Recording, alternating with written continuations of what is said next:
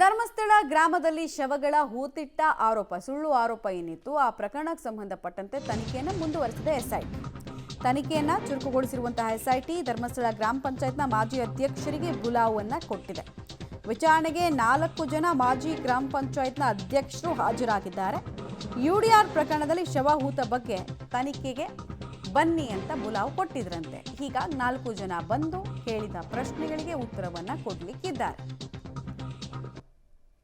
ಧರ್ಮಸ್ಥಳದಲ್ಲಿ ಶವಗಳನ್ನು ಹೂತಿಟ್ಟ ಪ್ರಕರಣ ಒಂದು ಕಡೆಗೆ, ಎರಡನೇದು ಅಸಹಜ ಸಾವುಗಳ ಪ್ರಕರಣದಲ್ಲಿ ರಾತ್ರೋರಾತ್ರಿ ಡಾಕ್ಯುಮೆಂಟ್ಸನ್ನು ಸೃಷ್ಟಿ ಮಾಡಿಬಿಟ್ಟಿದ್ದಾರೆ, ಫೋರ್ಜರಿ ಆಗಿದೆ, ತನಿಖೆ ಮಾಡಿ ಅಂತ ಹೇಳ್ತಾ ಇದ್ರು.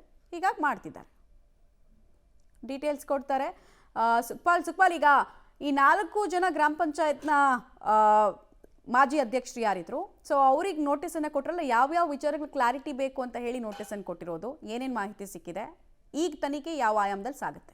ಮಮತಾ, ಈ ಧರ್ಮಸ್ಥಳದಲ್ಲಿ ಶವ ಹೂತಿಟ್ಟ ಪ್ರಕರಣದ ತನಿಖೆಯನ್ನು ಎಸ್ಐಟಿ ಅಧಿಕಾರಿಗಳು ಮುಂದುವರಿಸಿದರೆ ಬೇರೆ ಬೇರೆ ಆಯಾಮದಲ್ಲಿ ಈವರೆಗೂ ತನಿಖೆಯನ್ನು ಮುಂದುವರಿಸ್ತಾನೆ ಬಂದಿರುವಂಥದ್ದು. ಅದರಲ್ಲೂ ಧರ್ಮಸ್ಥಳ ಗ್ರಾಮ ಪಂಚಾಯತ್ನಲ್ಲಿ ಕೆಲವೊಂದು ದಾಖಲೆಗಳು ಇಲ್ಲ ಅನ್ನುವಂಥ ಆರೋಪಗಳು ಕೇಳಿ ಬರ್ತಾ ಇತ್ತು. ಈ ಹಿನ್ನೆಲೆಯಲ್ಲೂ ತನಿಖೆಯನ್ನು ಎಸ್ಐಟಿ ಅಧಿಕಾರಿಗಳು ಮಾಡಿದ್ದಾರೆ. ಅದರ ಭಾಗವಾಗಿ ಈಗ ಧರ್ಮಸ್ಥಳ ಗ್ರಾಮ ಪಂಚಾಯತ್ನಲ್ಲಿದ್ದಂಥ ಮಾಜಿ ಅಧ್ಯಕ್ಷರುಗಳನ್ನು ನೋಟಿಸ್ ಕೊಟ್ಟು ಕರೆಸ್ಕೊಂಡಿರುವಂಥದ್ದು ಎಸ್ಐಟಿ ಅಧಿಕಾರಿಗಳು. ಸುಮಾರು ಇವತ್ತು ಒಟ್ಟಿಗೆ 4 ಮಂದಿ ಮಾಜಿ ಅಧ್ಯಕ್ಷರುಗಳು ಇವತ್ತು ಎಸ್ಐಟಿ ಕಚೇರಿಗೆ ಭೇಟಿಯನ್ನು ಕೊಟ್ಟಿದ್ದಾರೆ. ಅವರು ಎಸ್ಐಟಿ ಕಚೇರಿಯಿಂದ ಬಂದಿರುವಂಥ ಬುಲಾವ್ನ ಹಿನ್ನೆಲೆಯಲ್ಲಿ ಇದು ಈ ಹಿಂದೆ ನಡೆದಿರುವಂಥ ಯುಡಿಆರ್ ಪ್ರಕರಣಗಳೇನಿದೆ ಆ ಯುಡಿಆರ್ ಪ್ರಕರಣಕ್ಕೆ ಸಂಬಂಧಪಟ್ಟಂತ ಸಂದರ್ಭದಲ್ಲಿ ಇದ್ದಂಥ ಅಧ್ಯಕ್ಷರುಗಳು ಇವರು. ಹಾಗಾಗಿ ಅವರ ಹತ್ರ ಒಂದಷ್ಟು ಮಾಹಿತಿಯನ್ನು ಕಲೆ ಹಾಕಬೇಕು ಅನ್ನುವಂಥ ಹಿನ್ನೆಲೆಯಲ್ಲಿ ಎಸ್ಐಟಿ ಅಧಿಕಾರಿಗಳು 4ರನ್ನ ಇವತ್ತು ಕರೆಸ್ಕೊಂಡಿರುವಂಥದ್ದು. ನಿರಂತರವಾಗಿ ಧರ್ಮಸ್ಥಳ ಗ್ರಾಮ ಪಂಚಾಯತ್ನ ಎಲ್ಲ ಸಿಬ್ಬಂದಿಗಳನ್ನ, ಅಲ್ಲಿದ್ದಂಥ ಅಧ್ಯಕ್ಷರುಗಳನ್ನ, ಮಾಜಿ ಅಧ್ಯಕ್ಷರುಗಳನ್ನ ಕರೆಸ್ಕೊಂಡು ವಿಚಾರಣೆ ನಡೆಸುವಂತ ಕೆಲಸಗಳನ್ನ ಮಾಡ್ತಾ ಇದೆ. ಇವತ್ತು 4 ಮಂದಿ ಮಾಜಿ ಅಧ್ಯಕ್ಷರುಗಳನ್ನ ಕರೆಸ್ಕೊಂಡು ಆ ಸಂದರ್ಭದಲ್ಲಿ ಯುಡಿಆರ್ ಪ್ರಕರಣದಲ್ಲಿ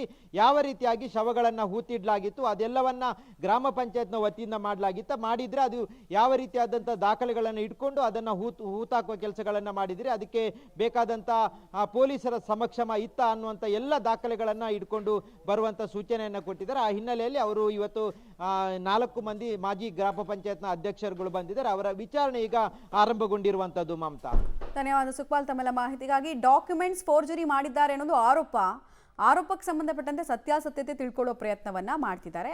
ಆಲ್ರೆಡಿ ಇವ್ರ ಹತ್ರ ಇರೋ ಡಾಕ್ಯುಮೆಂಟ್ಸ್ ಅನ್ನ ಎಸ್ಐಟಿ ತರಿಸ್ಕೊಂಡಿತ್ತು. ಅದು ಫೋರ್ಜ್ಡ್, ರಾತ್ರೋರಾತ್ರಿ ಕ್ರಿಯೇಟೆಡ್ ಡಾಕ್ಯುಮೆಂಟ್ಸ್ ಅನ್ನೋದೆಲ್ಲ ಅವರು ಅವ್ರ ಪ್ರಾಥಮಿಕ ತನಿಖೆಯಲ್ಲಿ ನಡೆಸಿರ್ತಾರೆ. ಇನ್ನೊಂದಷ್ಟು ಕ್ಲಾರಿಫಿಕೇಶನ್ಸ್ ಬೇಕಿದ್ರೆ ಅದನ್ನು ಪಡ್ಕೊಳ್ತಾರೆ.